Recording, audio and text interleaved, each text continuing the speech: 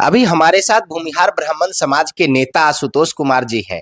इधर से अगर 48 घंटे की बात की जाए तो पूरे बिहार में हर गली से लेकर के हर चौराहे तक चर्चा सिर्फ भूमिहार ब्राह्मण समाज के नेता आशुतोष कुमार जी और एक महिला जो सरिता पासवान जी हैं उनका नाम आ रहा है। और इन दोनों के बीच में लड़ाई जो है वो इतना बड़ा हो गया है कि मानसून सत्र में भी सरगर्मी तेज है बिहार में। क्या कहिएगा आशुतोष भैया आप? देखिए, लड़ाई बराबर वालों से लड़ी जाती है। नीच, बदचलन, बाजारू औरतों से लड़ाई हमारे जैसे लोग नहीं लड़ते। हम उसको चेतावनी देते हैं, हम उसको उसके भाषा में जवाब दे रहे हैं। हमको पता है हमारा जवान गंदा हो रहा है, लेकिन हमको पता है कि यही जवान और यही भाषा उसको पसंद है और यही समझ में भी आती है, क्योंकि जीवन में उसके संस्कार में उसके उसके चरित्र में यही कुछ है। इसलिए उसको उसी भाषा में जवाब दिया जा रहा है। इसको लड़ाई शब्द नहीं बोला जाए, क्योंकि लड़ाई हैसियत वालों से और बराबर वालों से लड़ी जाती है। इससे इसको जवाब देने के लिए हमने अपने स्तर को नीचे किया है। हमने अपने बोलचाल की भाषा, अपने स्तर को नीचे गिराया और हमें लगा कि यदि इस तरह की बदचलन औरत, बाजारू औरत को यदि सही जवाब नहीं दिया जाए तो आने वाले समय में किसी भी वेश्या का मन करेगा वो मुंह उठाकर ब्रह्मेश्वर मुखिया जी के बारे में कुछ भी बोल देगी। तो आने वाले समय में जिसके भी मन में हो कि ब्रह्मेश्वर मुखिया जी जैसे महान हस्ती के बारे में भविष्य में कुछ बोलेंगे और हम चेहरा चमकाएंगे, तो उसको ये बात अच्छी तरह से समझ में आ जानी चाहिए कि बाजारू औरतों का, बदचलन औरतों का इस समाज में कहीं कोई जगह नहीं। ब्रह्मेश्वर मुखिया का नाम जिस तरह से मुर्दाबाद कहा जा रहा था, आए दिन कोई भी उठता है कह देता है, तो इतना आप पहले भी तो लोग विरोध कर रहे थे, तो इतना आक्रोश अभी क्यों हो गया? जब जब लोगों ने विरोध किया है तब तब आशुतोष कुमार ने उस विरोध का जवाब उसी तरीके से दिया है। और ऐसा नहीं कि पहली बार हम किसी मुद्दा को लेकर आक्रोशित हुए हैं। हमारे समाज के महापुरुषों पर अभद्र टिप्पणियां की जाएंगी, मुर्दाबाद कहा जाएगा, हत्यारा बोला जाएगा, हमारे अधिकारों का हनन होगा, हमारे समाज के खिलाफ कोई टिप्पणी करेगा, हमारे पूर्वजों पर यदि कोई दोषारोपण करेगा, हमारे आने वाली पीढ़ियों को अधिकारों से वंचित रखा जाएगा। जब जब इस प्रकार की घटनाएं घटेंगी, सबसे पहली आवाज उसके विरोध में यदि कोई उठेगा तो आवाज आशुतोष कुमार का होगा। सरिता पासवान का विवाद और आप लालू परिवार के ऊपर सीधा निशाना लगा रहे हैं। लड़ाई इधर है या लड़ाई उधर है? ये तो मोहरा है, ये सब तो चमचे बेलचे हैं। असली लड़ाई वही है।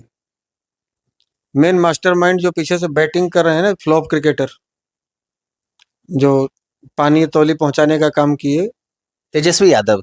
हाँ, वो फ्लॉप क्रिकेटर वही बैटिंग कर रहे हैं पीछे से। इसमें भी फ्लॉप हो गए।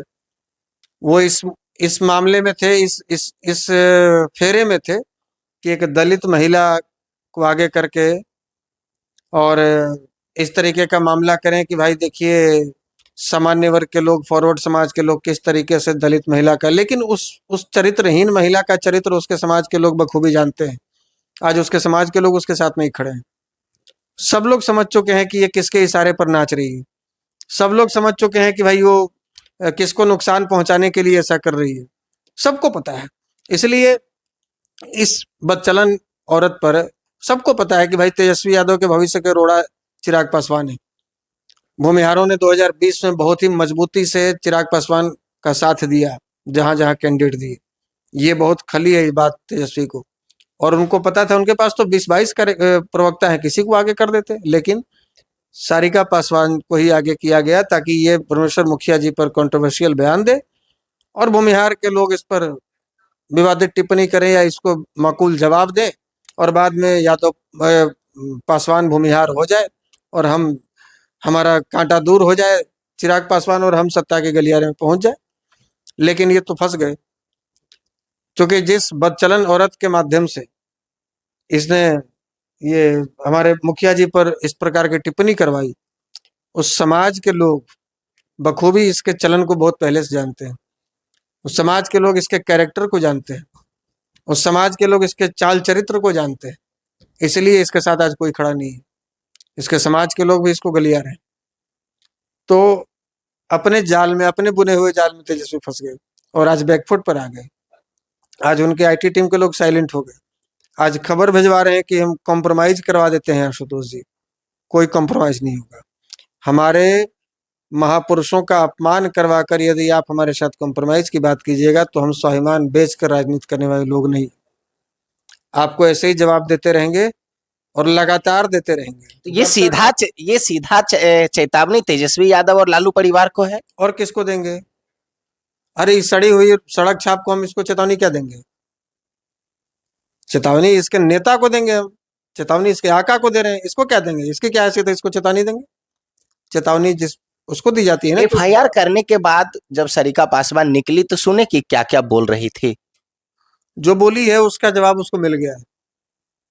जिस भाषा में उसने जवाब मांगा था उसी भाषा में उसको जवाब मिला है। और भविष्य में यदि इससे भी बढ़िया भाषा उसको चाहिए तो फिर संपर्क कर सकती है। आपको नामर्द बता रही थी।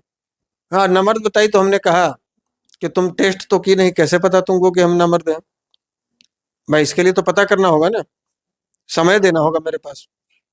समय दो, पता चल जाएगा। फिर केस होगा अगर ऐसा बात बोलिएगा तो। अरे इसकी औकात क्या है? ये जाकर रोएगी, गिड़गिड़ाएगी, छाती पीटेगी, चिल्लाएगी, यही कर सकती है। फिर केस करवाएगी, करो। डर नहीं लगता है। और तो कैसे तो इस श्रृंगार धीरे धीरे जैसे अपने गले में भगवान शिव मुंड का माला बढ़ाते जाते थे, ठीक है, उसी प्रकार से हम लोग अपने गले में एफआईआर का हार बढ़ाते जा रहे हैं। क्या कहा जा रहा है सोशल मीडिया पे कि 1 लाख रुपया देंगे, 2 लाख रुपया जो हाथ काट के लाएगा आशुतोष कुमार का, कोई कुछ बोल रहा है। अरे हिजड़े लोग हैं, ये नपुंसक लोग हैं। जिसको करना होता है वो सोशल मीडिया पे लिखता है और उस चूतियों को अपनी औकात नहीं तो दूसरे को ललकार रहा है, जो लाएगा 1 लाख रुपया देगा। तुम्हारी औकात नहीं है बे हाथ काटने की? तुम हाथ काट दे मेरा। अरे को बाल तो मेरा उखड़ेगा नहीं, तुमसे हाथ काट लेगा। फिर से करें, बाल उखड़ेगा हमारा ये वाला, और तुम्हारा पूरा खानदान लटका रह जाएगा तो ये को बाल नहीं कबड़ेगा, तुम हाथ काटेगा। औकात है तुम्हारी? है भागने को, सिर छुपाने का जगह बचेगा तुमको? हाथ काटेगा। ये सबको बोलिए अपनी औकात में रहे। तो अब दोस्ती का बात खत्म हो गया है। जैसे कहा जा रहा था कि तेजस्वी यादव और आशुतोष कुमार की दोस्ती बहुत मजबूत है, अब खत्म। दोस्ती वोस्ती कभी थी नहीं। राजनीति में कभी कोई दोस्त होता है क्या? हमको ये गलतफहमी हो गई थी कि कुत्ते का पूंछ सीधा हो जाएगा, लेकिन ये सीधा होने वाला नहीं है। लोग ये जब हमारे पूर्वजों का अपमान करेगा हम इसके साथ दोस्ती के लिए हाथ बढ़ाएंगे? इसने जब सम्मान दिया तब इसके पास हाथ बढ़ाए थे और ये भी हाथ बढ़ाए थे। बोल रहे बरमेश्वर मुखिया बहुत दलितों का नरसंहार किए हैं। इसके बाप से बड़ा नरसंहार करने वाला कौन है?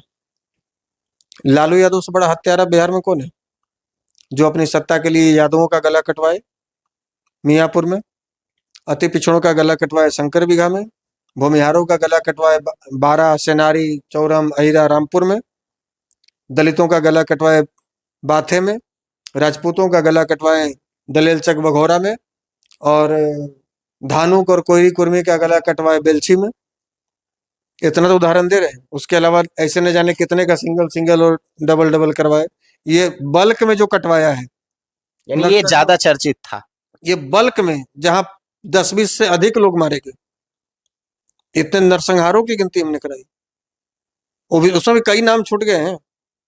जो छोटे छोटे जहां 5-7-8 लोग मारे गए कई छूट गए। जो 20 से ऊपर थे हमने उसके नाम गिनवाए। इससे बड़ा हत्यारा कौन होगा बिहार में? ये बिहार का दुर्भाग्य है कि लालू यादव इस बिहार में पैदा लिया है। इससे बड़ा दुर्भाग्य बिहार का नहीं हो सकता। तो जैसा कि आप आशुतोष कुमार जी से सुन रहे थे और बताए कि सबसे बड़ा हत्यारा कौन है, क्योंकि समाज में जो फॉरवर्ड समाज कहा जाता है उसमें सबसे बड़े ब्रह्मेश्वर मुखिया को माना जाता है। लोग भगवान की तरह पूजते हैं और उनका विरोध होने के बाद आप देख रहे होंगे कि सोशल मीडिया पे तूफान सा आ गया था, और वो तूफान लाने वाले यही आशुतोष कुमार जी थे। और इनका विचार कैसा लगा कमेंट बॉक्स में आप जरूर अपना जवाब दीजिएगा। आगे के लिए बने रहिए। धन्यवाद।